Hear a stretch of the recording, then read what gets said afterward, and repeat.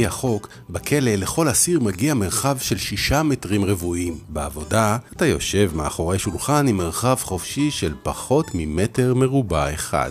בכלא, מאכילים אותך בחינם 3 פעמים ביום. בעבודה, יש לך רק ארוחת צהריים אחת, וגם היא לא בחינם.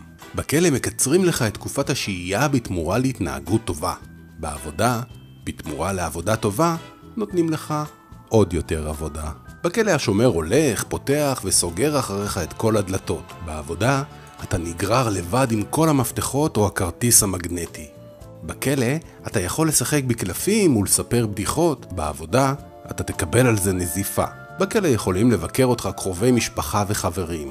בעבודה, אתה יכול רק לחלום על המשפחה והחברים שלך. בכלא יש המון סוטים וסדיסטים. בעבודה, קוראים להם מנהלים. נשמע לך מצחיק? אז מה בדיוק אתה עושה עכשיו בעבודה? סטארט-אפ.